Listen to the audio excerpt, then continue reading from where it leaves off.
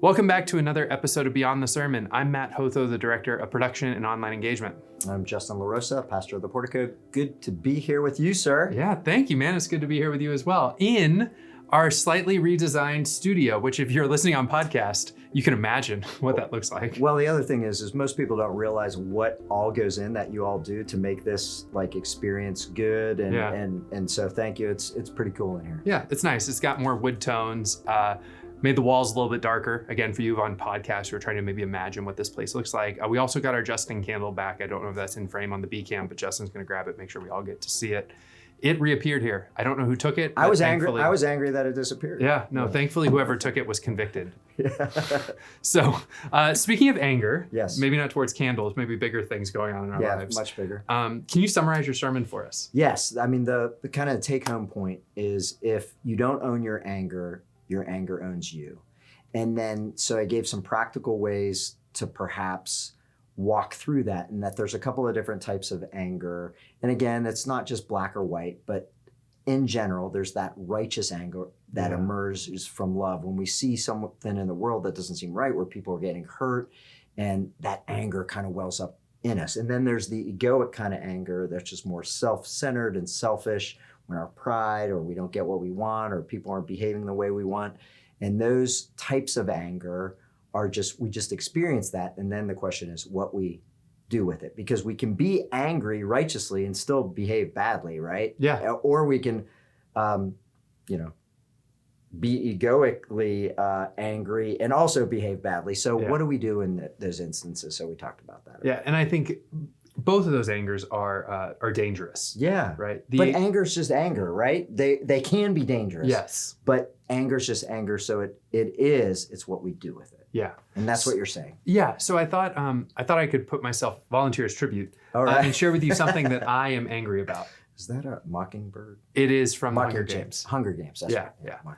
Mockingjay. So there's something that I'm angry about, and I know that I'm angry about it, but I found it when, so I'm in counseling, and so I kind of have some tools that kind of help me know when I'm dysregulated a little bit, and I could tell I wasn't sleeping well, I wasn't eating as much as I should, I was just anxious about something. And it eventually, one of my mentors asked me, well, what's going on? And I was like, I think I have this deep anger, and I can't put my finger on it. And he helped me kind of put my finger on it. And it was really freeing when I got my finger put on it. So I'm going to tell you what it is, but then maybe we can get into what in me is sort of triggering that anger, right? Because I think that's part of the fourth step. It certainly is. But we'll get back to the sermon for a minute. You actually did what we were talking about. You acknowledged that you had it, and then you, with somebody else, kind of analyzed it, and it came up. And then it's like, okay, what now? Yeah. Right? Yeah. So the thing I'm angry about is I live close to Clearwater. So for you guys may not know this, but I don't live in the Tampa area. I actually live across the bay in Clearwater. And as I've gotten older, as my kids have gotten older, as we've been looking for things to do as a family, it is really disheartening when we go to Clearwater and we see what the Church of Scientology is doing to that community, where it's hard to maintain a business there. The church runs businesses out of there and then gets seats on the city council to buy those properties with the explicit goal of taking over the city. Right. And that just, once I realized that's what was happening and I was processing it inside of myself, I was getting really angry. Right. Because we just found a spot that we really enjoyed there. And it was that realization that they're gonna mess this up. They want to mess this up. This thing that brings me joy, they don't want me experiencing that joy. Yeah, so fourth step, which in the 12-step process, for an addict or alcoholic, resentment and anger is really dangerous. It's what always leads one back to a drink or a drug. So they do an inventory. First, they give their life to God. They say, I can't fix this. Maybe God can. I think I'll let God. It's actually the salvation prayers, the first 3 steps. It's not rocket science, but that's what it is, right? But then they do a fearless and searching moral inventory of themselves. So what one does is that you list the things, the people, the circumstances, the institutions, whatever, that you're angry at. And you don't go this way, like I'm angry at Matt Hotho because of blah. You go this way. So you make the columns first. You make the columns first, right? And the first column is who. And so I'm angry at Clearwater, Scientology, whatever that is, right? So you go this way. And then the second one is why.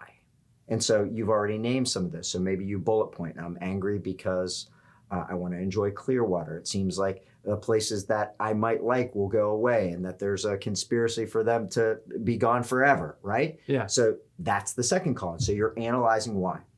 The third column is what it is affects in me.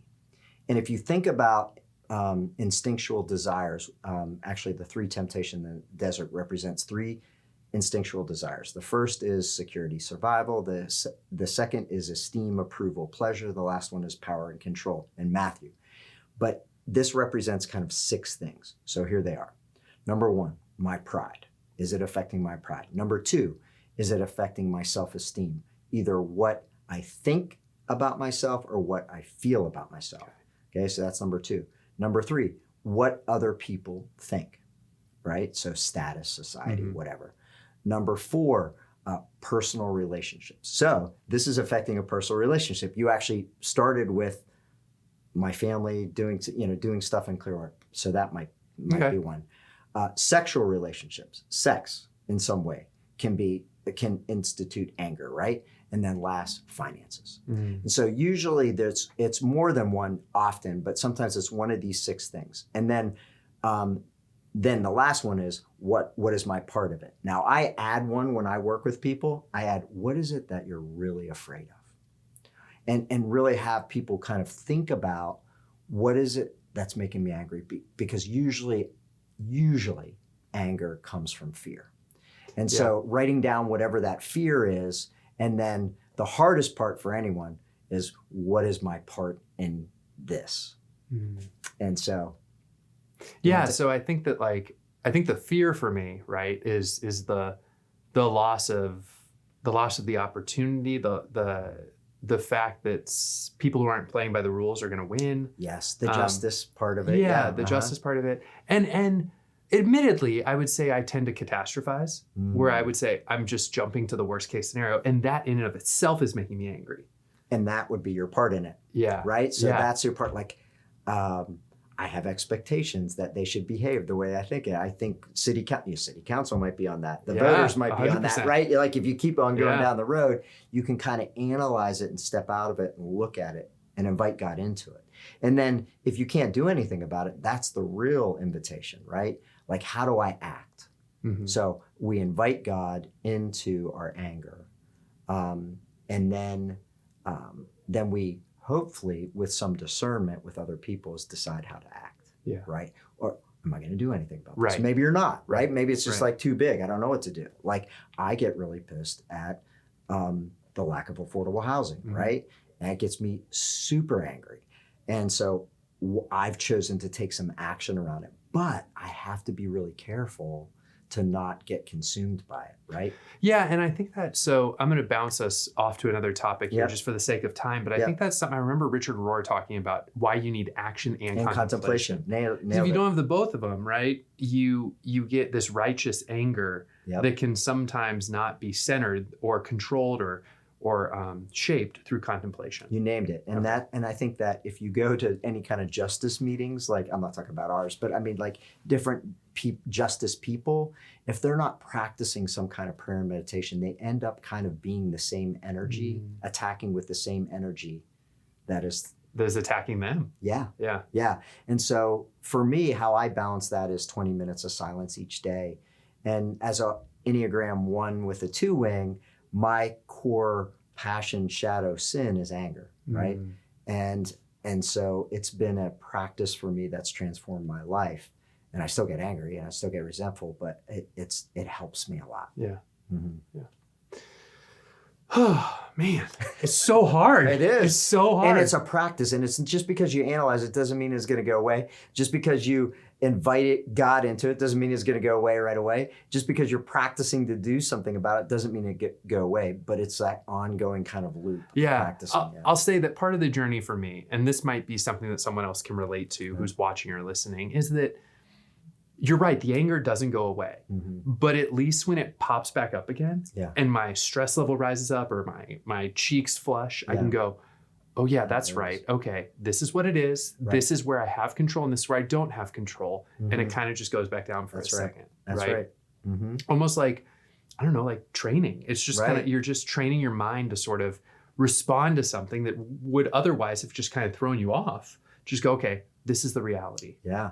And what you did, actually, I listened to a podcast, which I sent to you, called The Hidden Brain, which was talking about how we emotionally regulate. And one of the strategies that they talked about was self-talk. Yeah. Was like you talk to yourself in the third person, like, Justin, you're really angry about this, and we know it's about this, like you, and that somehow kind of lowers the temperature. Another one is a strategic container, which sometimes they say, they have a day of remembrance. They talked about, this one guy talked about his grandmother who went through the Holocaust and saw her family slaughtered and was out, and she never talked about it except on this day of remembrance that they have. And that was the time that they talked about it and wailed, and then she'd go back to not talking. Yeah. So you kind of let it when it's like that intense trauma kind of thing. And so they had some other things. It's pretty powerful. So you're already doing it. That's awesome. Well, thank you. I mean, I don't mean to toot my own horn. I mean, this has taken years of work to get to this point, and I've got some people around me who keep pushing me, and it's uncomfortable. It is uncomfortable work. Fun. Yeah, it's not fun. Because there's something easier about remaining angry. Well, you can feel morally superior over people, right? Or groups or whatever, right? And I think that in and of itself is a sin, and righteous anger can move to that, right? I've been there. So it's a process and a practice. Yeah. Well, I think we could talk about a whole lot more related to anger. But you don't want to watch anymore, perhaps. But if you're listening to this or watching this in the next couple of days, we are going to be having an event here at the church on Tuesday, May 13th called Decoding Your Emotions. This is 6:30 p.m. in person in our Harnish Center, or available online via live stream. I'll be hosting the live stream. We're gonna have Dr. Erica Clark there talking about what do we do with these emotions, all of our emotions. How do we handle them? How do we deal with them? It's appropriate for parents and teenagers. We'd love to see you there in person or online. Thanks so much for joining us for this episode of Beyond the Sermon. I'm Matt Hotho. Justin LaRusso, we hope to see you there. We'll see you next time. Bye. Bye.